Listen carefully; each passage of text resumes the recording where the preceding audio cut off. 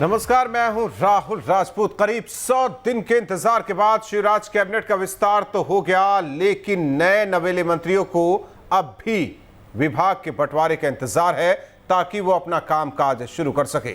बताया जा रहा है कि अहम विभागों के बंटवारे को लेकर पेच फंस गया है, जिसके चलते मंत्रियों को विभाग नहीं मिल पा रहा है, जबकि कैबिनेट विस्तार हुए 3 दिन बीत चुके हैं। शिवराज कैबिनेट का विस्तार हुए 3 दिन बीत गए हैं, लेकिन अभी तक नए मंत्रियों के बीच विभागों का बंटवारा नहीं हो पाया है। बताया जा रहा है कि मुख्यमंत्री शिवराज सिंह चौहान और ज्योतिरादित्य सिंधिया के बीच अहम विभागों को लेकर पेच फंस गया है और सिंधिया अपने समर्थकों के लिए कुछ बड़े विभाग चाहते हैं, लेकिन फिलहाल इस पर सहमति नहीं बन पा रही है। आपको बता दें, करीब 100 दिन के इंतजार के बाद 2 जुलाई को शिवराज कैबिनेट का विस्तार हुआ था। इस दौरान कुल 28 नए मंत्रियों ने शपथ ली थी, जिनमें गोपाल भार्गव, विजय शाह, जगदीश देवड़ा, बिसाहूलाल सिंह, यशोधरा राजे सिंधिया, भूपेंद्र सिंह, ऐंदल सिंह कंसाना, बृजेंद्र प्रताप सिंह, विश्वास सारंग, इमरती देवी, प्रभुराम चौधरी, प्रद्युम्न सिंह तोमर, ओम प्रकाश सकलेचा, उषा ठाकुर, प्रेम सिंह पटेल, हरदीप सिंह डंग, महेंद्र सिंह सिसोदिया, अरविंद सिंह भदौरिया, डॉक्टर मोहन यादव, राज्यवर्धन सिंह दत्तीगांव, भारत सिंह कुशवाहा, इंदर सिंह परमार, राम खिलावन पटेल, राम किशोर कांवरे, ब्रजेंद्र सिंह यादव, गिरिराज दंदोटिया, सुरेश धाकड़ और ओपीएस भदौरिया ने मंत्री पद की शपथ ली थी। इनमें से महेंद्र सिंह सिसोदिया, प्रभुराम चौधरी, प्रद्युम्न सिंह तोमर, इमरती देवी, राज्यवर्धन सिंह दत्तीगांव, ओपीएस भदौरिया, गिरिराज दंदोटिया, बृजेंद्र सिंह यादव, सुरेश धाकड़, हरदीप सिंह डंग, बिसाहूलाल सिंह, ऐंदल सिंह कंसाना सिंधिया समर्थक हैं, जबकि नरोत्तम मिश्रा, तुलसीराम सिलावट, कमल पटेल, गोविंद सिंह राजपूत और मीना सिंह पहले ही मंत्री बनाए गए थे और उन्हें विभाग भी सौंप दिए गए थे। आपको बता दें कि कमलनाथ सरकार में सिंधिया समर्थक मंत्रियों के पास स्वास्थ्य, राजस्व, परिवहन, महिला एवं बाल विकास, स्कूल शिक्षा, श्रम विभाग जैसे महत्वपूर्ण विभाग थे और वो इस बार भी अपने समर्थकों के लिए बड़े विभागों की मांग कर रहे हैं। लेकिन दिक्कत यह है कि बीजेपी के कई वरिष्ठ नेता मंत्री बनाए गए हैं और वो अपने लिए महत्वपूर्ण विभाग की उम्मीद कर रहे हैं।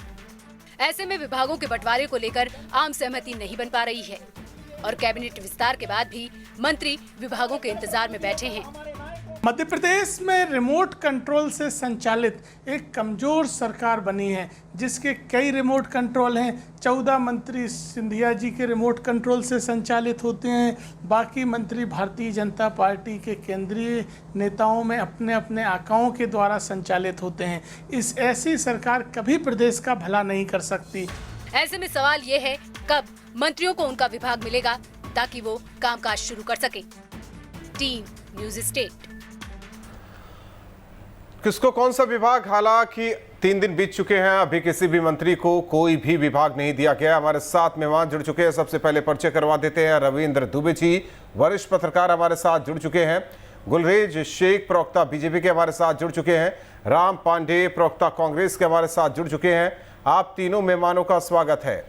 आप दोनों माननीयों के पास रुख करेंगे, लेकिन उससे पहले रविंद्र दुबे जी, क्या कुछ चल रहा है मध्य प्रदेश में? जिस तरीके से कैबिनेट विस्तार में देरी हुई और अब विभागों के बंटवारे में देरी हो रही है, किस तरीके से विश्लेषण आप करेंगे?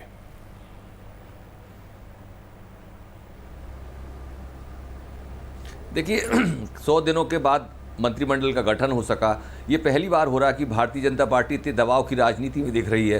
कांग्रेस छोड़कर आए जो मंत्री थे, सिंधिया जी के समर्थक थे या सिंधिया जो लोग भाजपा में शामिल हुए, ये पहली बार हुआ है कि भाजपा इस दबाव के तहत पहले मंत्रियों का चयन किया, अब विभागों के लिए बंटवारे की बात हो रही है। नहीं तो भाजपा में ऐसा नहीं था। भाजपा में ये होता, संगठन महत्वपूर्ण होता था, संगठन के इशारे पर ही सारे विभागों का महत्वपूर्ण विभागों को बंटवारा होता था और क्षेत्रवार देखा जाता था कि किस क्षेत्र में कैसे लोगों को, किस दमदार नेता होगा, कैसे संगठन मजबूत होगा, कैसे कार्यकर्ताओं को संतुष्ट किया जाएगा, क्षेत्र का विकास किया जाएगा, इन नीतियों को देखा जाता था। लेकिन ये पहली बार ऐसा हो रहा है जैसा कांग्रेस में होता था। कांग्रेस में 3 छत्रप होते थे, छत्रपों की पसंद के मंत्री बनते थे, छत्रपों के कहने पर विभाग दिए जाते थे। अब देखिए जब कमलनाथ सरकार बनी तो कमलनाथ का खेमा था, दिग्विजय खेमा था, सिंधिया खेमा था, और ऊपर से एक चौथा खेमा कहा जाता था जो दिल्ली दरबार राहुल के समर्थक माने जाते थे सीधे। इन लोगों को फिर इनके पसंद के मंत्री बनते थे और फिर इनके मलाईदार विभाग के लिए जद्दोजहद होती थी। बार बार जिस तरीके से कांग्रेस के मुख्यमंत्री दिल्ली जाकर संतुष्ट करने की कोशिश करते थे, इस बार भी ऐसा हो रहा है। शिवराज भी बार बार दिल्ली जा रहे हैं। उन्हें मंत्रिमंडल गठन के लिए दिल्ली में 7 दरवाजे जाना पड़ा। अब आपको याद होगा कि दिल्ली में गठन के लिए नड्डा जी, सिंधिया जी, तोमर जी, प्रधानमंत्री अमित शाह जी के दरबार में उनको जाना पड़ा। उसके बाद जाकर कहीं मंत्रिमंडल की सूची फाइनल हुई। अब विभागों को लेकर भी लगभग यही बात हो रही। बार बार ये कहा जा रहा है कि शिवराज जी दिल्ली जाने वाले हैं, वहां से सूची एक बार और उसके बाद बीजेपी का क्या कुछ कहना है सबसे ज्यादा वो भी समझ लेते हैं। प्रवक्ता हमारे साथ गुलरेज शेख जी हैं। रविंद्र दुबे जी आपके पास आते हैं। गुलरेज शेख जी, 2 चीजें कही जा रही हैं। एक तो दबाव में है मुख्यमंत्री, इस वजह से विभागों के बंटवारे में या कहें देरी हो रही है, वो सोच समझ के फैसला लेंगे। और कांग्रेस कह रही है कि अब तो सरकार भोपाल से नहीं दिल्ली से चल रही है।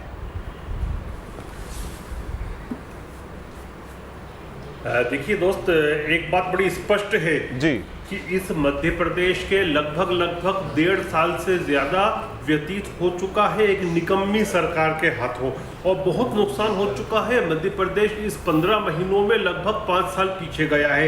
और अभी की जो स्थिति है, कोरोना का काल चल रहा है जिसमें स्थितियां सामान्य नहीं है। जहां तक मंत्रिमंडल का विषय है, मंत्रिमंडल बन चुका है। विभागों की जो दायित्व देना है, जो विभागों का प्रभार भी नहीं कहूंगा, दायित्व देना है, क्योंकि जब ऐसी स्थिति होती है तो दायित्व ही होता है और दायित्व का निर्वाह करना होता है। तो हम व्यक्ति को कौन कितना अच्छी तरह से कौन से विभाग को संभाल सकता है, उसका पूरा चिंतन कर उसका मंथन कर उसके गुण के आधार पर करेंगे। और देखिए, ह्यूमन नेचर होता है कि हर व्यक्ति हर काम में सक्षम नहीं होता है, तो जो कार्य सबसे अच्छा निष्पादन कर सके वो मान रहे हैं आपकी बातें गुलराज शेख जी, लेकिन कौन करेगा करनी है, क्योंकि हमको कोरोना को भी मैनेज करना है। गुलराज शेख जी, कौन करेगा विभागों का बंटवारा, कौन करेगा, जिम्मेदारी मंत्री को कौन? देखिए, मुख्यमंत्री महोदय करेंगे। मैं बताता हूं उसके विषय पे भी। मुख्यमंत्री महोदय करेंगे, प्रदेश का भारतीय जनता पार्टी नेतृत्व करेगा और देश का नेतृत्व करेगा। पूरा मंथन करने के बाद, सबको स्पॉट आउट करने के बाद, किसके क्या क्या पॉजिटिव एस्पेक्ट्स है, क्या अच्छा काम कर सकता है, ताकि मध्य प्रदेश का विकास हो सके, जनहित हो सके, डिसीजन लिया जाएगा। देखिए, ये डिसीजन ऐसे नहीं होते हैं। विशेषकर कोरोना काल में जब इकोनॉमी की समस्या है, जब अनएम्प्लॉयमेंट की समस्या है, जब लोग मर रहे हैं बीमारियों से, तो ऐसे डिसीजन नहीं होते एकदम से चुटकी बजा के ले लिए और फिर बाद में सोचते रहे। सोच समझ के निर्णय लिए जाते हैं। हाँ, सही कहा आपने कि 100 दिन बाद कैबिनेट विस्तार, इसके बाद फिर सोच समझकर विभागों का बंटवारा होगा, जिम्मेदारी दी जाएगी। मध्यम बहुत मुस्कान है अब राम पांडे जी के चेहरे पर, काफी देर से मुस्कुरा रहे हैं राम पांडे जी। कांग्रेस का कहना है कि दिल्ली से सरकार चल रही है। नहीं, एक बात के लिए साधुवाद दूंगा मैं राम पांडे जी को। राम पांडे जी को साधुवाद देता हूं मैं कि पहली बार उन्होंने इंटरप्ट नहीं किया डिबेट में। पहली बार उन्होंने, ठीक है सर, अब तो सुन लीजिए। ठीक है, साधुवाद आपने दे दिया। डिबेट ऐसा ही स्मूथ जाएगा। ठीक है सर, अब सुन लेते हैं राम पांडे जी क्या कुछ हम दोनों का इस डिबेट इस बार स्मूथ जाएगा, मुझे लगता है। ठीक है, और इसी से निकल जाएगा किस मंत्री को कौन सा विभाग मिलेगा। राम पांडे जी,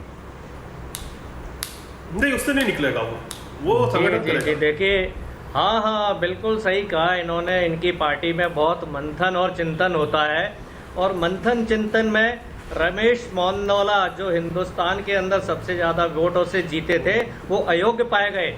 उनको भारतीय जनता पार्टी ने मंत्री नहीं बनाया। सुरेंद्र पटवा, जो काफ़ी सीनियर है, वो मंथन में अयोग्य पाए गए, पार्टी ने उनको मंत्री नहीं बनाया गया।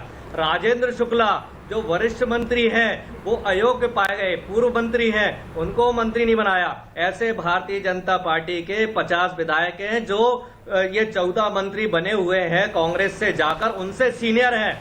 तो मंथन चिंतन की तो बात ये खत्म ही कर दीजिए, उस चीज को तो ये पूरी तरह से छोड़ दें। दूसरी बात कि भाई बंटवारा करना है, सेवा करना है, तो हर मंत्रालय अच्छा है, और भ्रष्टाचार करना है तो फिर बंदरबाट होती है कि कौन सा मंत्रालय मलाईदार है। तो ये जो मलाईदार डिपार्टमेंट की बात चल रही है, ये भ्रष्टाचार के लिए चल रही है। सिंधिया जी कह रहे हैं कि मेरे लोगों को मलाईदार विभाग दीजिए, और शिवराज सिंह जी कह रहे हैं कि मेरे लोगों को मलाईदार विभाग दीजिए, और बार बार दिल्ली जाने की क्या जरूरत है? ये बात चिंतन मंथन तो भोपाल में भी हो सकता है, और बार बार आप दिल्ली जा रहे हैं तो विधानसभा को और वल्लभ भवन को दिल्ली शिफ्ट कर दीजिए। आप ऐसा कोई अयोग्य मुख्यमंत्री होगा जो हर चीज के लिए सरकार को खरीदना है, कांग्रेस के विधायकों को तो केंद्रीय नेतृत्व के इशारे पर दिल्ली जाके खरीदना है, बेंगलोर शिफ्ट करना है तो केंद्रीय नेतृत्व के इशारे पर शिफ्ट करना है, मंत्री बनाना है तो केंद्रीय नेतृत्व के इशारे पर शिफ्ट करना है, गुलरेज जी आएंगे आपके पास, देना है तो केंद्रीय नेतृत्व के इशारे कर करना है। जिस मुख्यमंत्री में खुद की कोई सोच नहीं हो, वो मुख्यमंत्री क्या करेगा?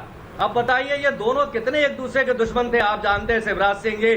और सबसे बड़ी बात, मैं एक बात बोल रहा हूं, ये देश का दुर्भाग्य है, पहली बार हिंदुस्तान में ऐसा हो रहा है कि प्रधानमंत्री को गालियां देने वालों को 14 लोगों को मंत्री बनाया गया है जो विधायक नहीं है, जो प्रधानमंत्री को बोलते थे चौकीदार। राम पांडे जी हर राजनीति हर माननीयों को लिए ये कहना चाहते हैं, ठीक है, इंटरप्ट ना कीजिए गुलरेज सिंह जी, इंटरप्ट ना कीजिए, उन्हें बोलने दीजिए। आपने पहले ही कहा था कि उन्होंने इंटरप्ट नहीं किया, ठीक है। इस नहीं, जो आप कहना चाहते हैं उसका जवाब लेंगे आपसे, उसका जवाब आपसे लेंगे, ठीक है सर। सर गुलरेज जी जरा शांत रहिए, शांत रहिए, शांत रहिए, शांत रहिए। विपक्ष हमेशा निंदा करता है, विपक्ष हमेशा निंदा करता है, विपक्ष की हमेशा सुननी चाहिए। अगर आप लोग सरकार में हैं, अगर आप लोग सरकार में हैं, विपक्ष की नहीं सुन रहे हैं तो ये बेहतर, इसे हमेशा कहा जाता है सर, ठीक है, ठीक है सर। एक मिनट, राम पांडे जी हमारे साथ और भी लोग हैं, हमारे सहयोगी भी हैं जो ग्राउंड पर जाकर। शांत रहिए आप दोनों, शांत रहिए, जरा शांत रहिए, ज्यादा गुलरेज जी शांत रहिए। और भी हमारे ग्राउंड रिपोर्ट क्या कहता है, सर बदतमीजी क्या कर रहे हैं? आपसे हाथापाई थोड़ी कर रहे हैं, आपसे हाथापाई नहीं, इतिहास के पन्नों को पलट रहे हैं, आपके सामने रख रहे हैं। आप मानिए ना मानिए सर, आप मानिए ना मानिए, इतिहास के पन्ने को पलट रहे हैं वो। आपको सुनना है सुनिए, नहीं तो उनसे बोल दीजिए कि ना आप ये बातें ना कीजिए, ठीक है। राम पांडे जी जरा शांत रहिए, आप राम पांडे जी शांत रहिए, शांत रहिए सर, शांत रहिए। पार्टी बदलने से सिद्धांत भी बदल जाता है, ये आप लोग को समझना चाहिए। मोहित राज दुबे दिल्ली सीएम, और ऐसे में कहा जा रहा है कि अब विभागों के बंटवारे की बातचीत दिल्ली में ही होगी। भोपाल में भी ये बात हो सकती थी, लेकिन अंदर खाने यही कहा जा रहा है कि दिल्ली में सब तय होगा जैसे कैबिनेट तय किया गया है। देखिए, सब कुछ दिल्ली से ही तय होगा, क्योंकि संगठन का जो काम है वो दिल्ली में भी होता है, मध्य प्रदेश में भी होता है। लिहाजा मध्य प्रदेश के मुख्यमंत्री शिवराज सिंह चौहान दिल्ली में भी आत्ममंथन चिंतन करेंगे, और भोपाल में भी वो लगातार कर रहे हैं। मंत्रिमंडल का विस्तार तो हो गया, लेकिन अब असली जो चुनौती है वो मंत्रिमंडल के बंटवारे का है कि किसको कौन सा पद मिले, कौन सा ज़्यादा बड़ा लाभ का पद है, उसको लेके अब जो है यहाँ पे जद्दोजहद हो रही है। ज्योतिरादित्य सिंधिया के भले ही मंत्री ज़्यादा बन गए हों, 12 के आसपास मंत्री बने हैं, तो कौन सा बड़ा पद है इसको लेकर अब जद्दोजहद हो रही है। लेकिन एक बात का ध्यान जरूर रखना होगा कि भारतीय जनता पार्टी और ज्योतिरादित्य सिंधिया की अब असली कोशिश है कि किस तरीके से उपचुनाव को जीता जाए, और उपचुनाव ही ये इस सरकार के भविष्य को तय करेगा। क्योंकि ज्योतिरादित्य सिंधिया कांग्रेस अकेले नहीं आते, समूची सत्ता लेकर भारतीय जनता पार्टी के झोले में उन्होंने समूची सत्ता डाली थी। भारतीय जनता पार्टी का उन्होंने जो दामन थामा था वो समूची सत्ता के साथ आकर उन्होंने दामन थामा था। वो शिवराज सिंह चौहान आज दिन भर नेताओं से मुलाकात करेंगे, बातचीत करेंगे, नरेंद्र सिंह तोमर से उनकी मुलाकात होगी, जेपी नड्डा से उनकी मुलाकात होगी, और व्यक्तिगत तौर पे ज्योतिरादित्य सिंधिया से मुलाकात होगी। मेरा एक सवाल है राम पांडे जी से, मेरा एक सवाल है राम पांडे जी, मेरा आपसे एक सवाल है। मैं सवाल आपसे ये पूछना चाहता हूं कि आप ये कह रहे हैं कि भारतीय जनता पार्टी के खेमे में गलती है, लेकिन आप अपने खेमे को, अपने घर को तो बचा नहीं पाए। ज्योतिरादित्य सिंधिया आपके विश्वसनीय नेता थे। राहुल गांधी, प्रियंका गांधी के बगल में जब कांग्रेस वर्किंग कमेटी की बैठक होती थी तो उनके लिए सीट रिजर्व होती थी कि राहुल गांधी के बगल में बैठेंगे या प्रियंका गांधी के बगल में बैठेंगे। इतने बड़े कद का नेता आखिर कैसे वो पार्टी छोड़कर भारतीय जनता पार्टी में चला गया? आखिर वो कैसे? ठीक है, घर को नहीं बचा पाए। सुन लेते हैं मोहित आपके सवाल का जवाब सुन लेते हैं। राम पांडे जी, जवाब आपको देना पड़ेगा। राम पांडे जी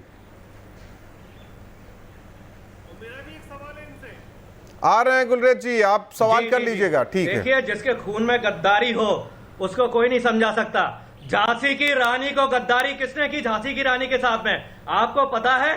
झांसी की रानी के साथ गद्दारी किसने की? और ये शिवराज सिंह चौहान जी ने कहा था कि सिंधिया ने गद्दारी की थी झांसी रानी के साथ में। जयभान सिंह पवैया ने कहा था कि सिंधिया ने गद्दारी की थी जब झांसी की रानी के साथ, कि जो लोग झांसी की रानी के साथ गद्दारी कर सकते हैं वो किसी के साथ भी कर सकते हैं। आपको याद होगा जब 1947 में देश स्वतंत्र हुआ था तो यही ग्वालियर के राजा ने शर्त रखी थी कि हम देखिए, मुझे सब कुछ याद है। आप 2020 में झांसी की रानी की बात नहीं कर सकते हैं। आप कोरोना महामारी के वक्त में झांसी की रानी की बात नहीं कर सकते। आप मौजूदा वक्त की बात करिए, आप मौजूदा वक्त की बात करिए। आप ये बताइए कि आपके प्रभारी महासचिव को अंतिम वक्त में क्यों वहां से विदाई उनकी करनी पड़ी? दीपक पापड़िया को क्यों हटाया गया? आप ये बताइए, क्योंकि दीपक पापड़िया आपके संगठन को नहीं संभाल पाए थे। राम पांडे जी, आपको ये जवाब तो देना पड़ेगा ना, हम सवाल तो आपसे पूछेंगे ना। ये अपमान करते हैं। आप ये बताइए कि मुकुल वासनिक को क्यों प्रभारी वहां का बनाया गया? क्या है? और भारतीय जनता राम पांडे जी, ठीक है मोहित, सुनिए हमारी बात। ठीक है मोहित, शुभम हमारे साथ भोपाल से है। देखिए भोपाल से हमारे साथ शुभम है। शुभम, खबरें क्या तैर रही हवा में, क्योंकि मंत्रिमंडल विस्तार 100 दिन बाद, कल होगा, परसों होगा, अगले दिन होगा, ये होता रहा, और अब कैबिनेट विस्तार यानी कि मंत्रियों ने शपथ ले ली, उन्हें नई गाड़ियां भी दे दी गई, उन्हें बंगले देने की तैयारी है, लेकिन विभाग कब मिलेगा, ये यक्ष प्रश्न अब भी बना हुआ है 3 दिन बाद भी।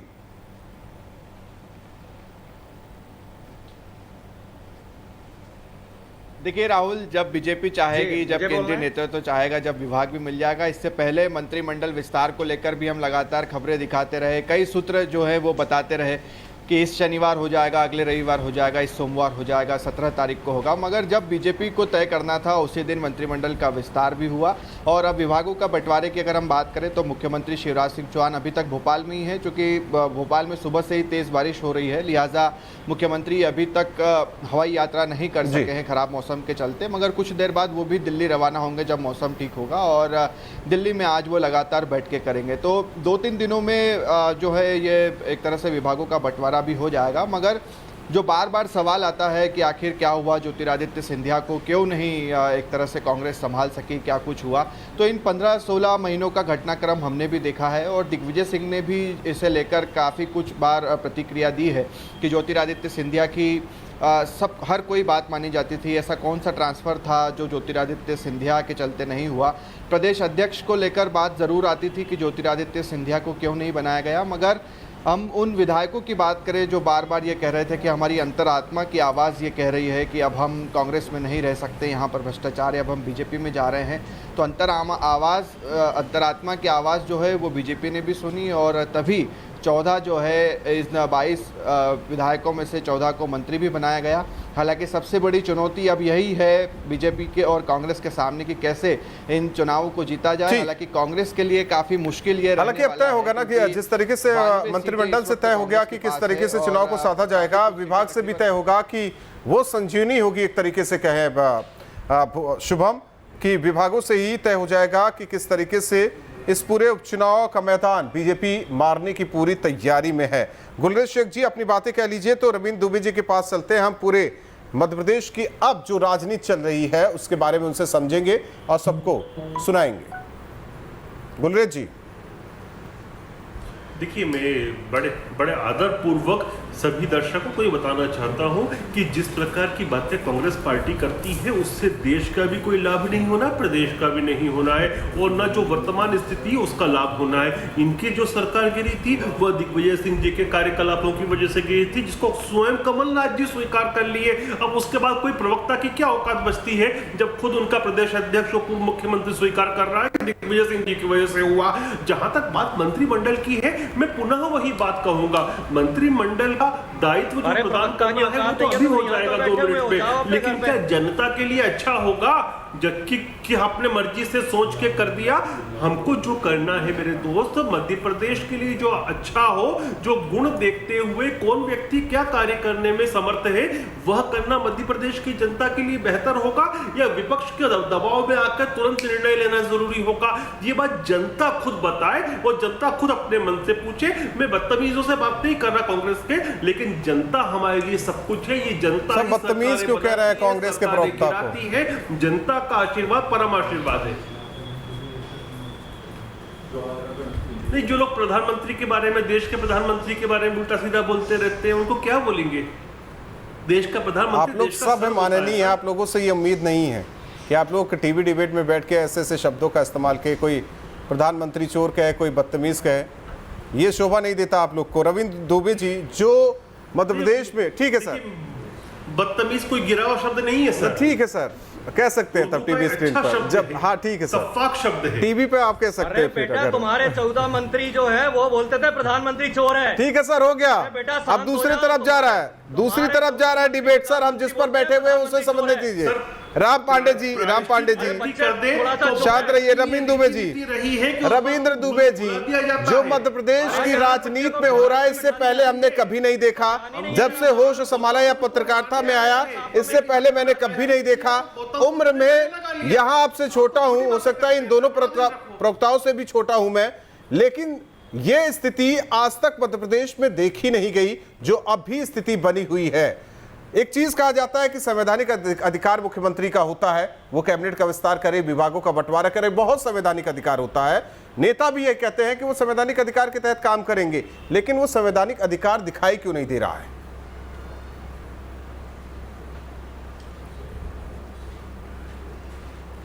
देखिए, मध्य प्रदेश की में कभी भी आयराम गयाराम की संस्कृति का नहीं रहा। ये लोकतंत्र में हम पहली बार देखने मिल रहे हैं कि विधानसभा में इतने बड़े स्तर पर दल बदल हुआ, मंत्रियों ने अपने पद छोड़कर दूसरी पार्टी में शामिल होकर उनकी सरकार बनवा दी। यह बहुत ही इतिहास में पहली बार है, मध्य प्रदेश के इतिहास में ऐसा हुआ है। दूसरी बात मैं कहना चाहूँगा कि शिवराज जी बहुत कद्दावर नेता है। एक बार ये कहा जाता था कि मोदी के बाद यदि कोई प्रधानमंत्री पद का दावेदार था 2014 में तो वो शिवराज सिंह थे। आज उनको बार बार चौखट जाकर विभाग बांटने के लिए गुहार लगाना पड़ रही है, मंत्री बनाने के लिए दस्तक देना पड़ रही है। ये हमारे लिए, प्रदेश के लिए भी शर्मनाक है, क्योंकि शिवराज जी बहुत बड़े नेता हैं, उनका कद भी बहुत बड़ा है। आप जानते हैं कि वो लोकप्रिय भी हैं। इस तरीके से आज देखिए, महामारी ऐतिहासिक हमारे देश में सारी दुनिया महामारी से पीड़ित है। इस काल में मंत्री नहीं थे, बिना मंत्रिमंडल के सरकार चल रही थी। अब जब मंत्री बनाए गए हैं तो उसमें 14 विधायक नहीं है। अब विभागों का बंटवारा नहीं हो पा रहा है, विकास कार्य लगभग ठप पड़े हुए हैं। आप जानते हैं कि आर्थिक संकट है, मंदी का दौर चल रहा है, शहर शहर में कोरोना फैल रहा है। महामारी को रोकने के लिए अधिकारी अपने स्तर पर काम कर रहे हैं, जनप्रतिनिधियों का योगदान नगण्य है। अब मंत्री बनाए गए हैं तो मंत्री की बैठक करेंगे, इसको लेकर यदि उनके पास विभाग हो जाएंगे तो उनके पास काम कराने के लिए मद रहेगा, निर्णय लेने के लिए अधिकारियों की फौज रहेगी। अभी देख लीजिए कि जो मंत्री बने, 6 मंत्री बैठकर पूरे प्रदेश का निर्धारण कर रहे हैं और वो दौरे भी नहीं कर पा रहे हैं। इससे पूरे प्रदेश में हालात बदतर होते हैं। ठीक है सर, मेरा मानना है जरा मुख्यमंत्री का दिल्ली दौरा है, समझ लेते हैं किन किन बंटवारा हो जाएगा, केंद्रीय मंत्रियों से मुलाकात करेंगे। क्या कुछ कार्यक्रम है मोहित, क्या कुछ कार्यक्रम रहेगा दिल्ली में सीएम शिवराज सिंह चौहान का जब पहुंचेंगे?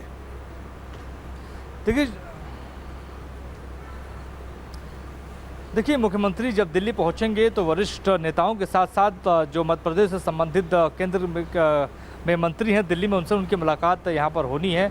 नरेंद्र सिंह तोमर उसमें से शामिल है, अमित शाह से भी उनकी मुलाकात यहाँ पर अभी प्रस्तावित है, जेपी नड्डा से उनकी मुलाकात होनी है और व्यक्तिगत तौर पर ज्योतिरादित्य सिंधिया से उनकी मुलाकात होगी। उस मुलाकात में ये तय होगा कि क्या रूपरेखा मंत्रिमंडल के मंत्री के विभागों का बंटवारा होगा। लेकिन जहाँ तक ये लगातार आपने ये सवाल उठाया कि संवैधानिक अधिकार मुख्यमंत्री का है कि वो किस मंत्री को कौन सा विभाग दे, तो निश्चित तौर पर वो सलाह भी ले सकता है अपने वरिष्ठ जनों से, अपने पार्टी के लोगों से। तो वही सलाह लेने जो शिवराज सिंह चौहान दिल्ली पधार रहे हैं और निश्चित तौर पे ये बड़ी दौरा बड़ा दिलचस्प होगा कि क्योंकि पहले मंत्रिमंडल विस्तार को लेकर दौरा था और अब जो उनका दौरा है अब मंत्री के विभागों को लेकर है। तो कौन किसको क्या मिलेगा ये तो देखने वाली बात होगी, लेकिन इस दौरों के दौरान जो मुलाकातें होंगी, जो बातें होंगी और बैठकों में जो तालमेल निकल के आएगा वो बड़ा ज़रूरी और महत्वपूर्ण होगा। हम लगातार जो कह रहे हैं कि उपचुनाव के लिए सारी कसरत, सारी कवायद जो कुछ भी हो रही है भारतीय जनता पार्टी की ओर से, ये सिर्फ और सिर्फ उपचुनाव को लेकर हो रही है और कांग्रेस भी इससे पीछे नहीं है। प्रभारी महासचिव मुकुल वासनिक भोपाल के दौरे पर है। 2 दिनों तक आत्ममंथन चिंतन वो भोपाल के भीतर 1-to-1 नेताओं से वो करेंगे। जी, बहुत बहुत धन्यवाद आप तीनों मेहमानों का और साथ ही शुभम, मोहित, आप दोनों का भी धन्यवाद जानकारी और बातचीत के लिए। जाहिर तौर पर सारी कवायद उपचुनाव को लेकर हो रही है, लेकिन जिस तरीके से 100 दिन बाद मंत्रिमंडल का विस्तार और अभी तक दायित्व नहीं दिया गया या यूं कहे कि प्रभार या जिम्मेदारी विभागों की नहीं सौंपी गई है, एक बार फिर पहुंचने वाले हैं सीएम शिवराज सिंह चौहान दिल्ली। केंद्रीय मंत्रियों से मुलाकात करेंगे और संगठन में किन किन नेताओं से मुलाकात करेंगे ये देखना दिलचस्प होगा। इसके बाद लौटेंगे, क्या ये तय हो जाएगा दिल्ली से ही कि किस मंत्री को कौन सा विभाग देना है, क्योंकि विकास के काम रुके हुए हैं, विभागों के काम रुके हुए हैं। इस वजह से जल्द जिम्मेदारी मंत्रियों को विभागों की देनी होगी। रुकते हैं कुछ पलों के लिए, खबरें जारी।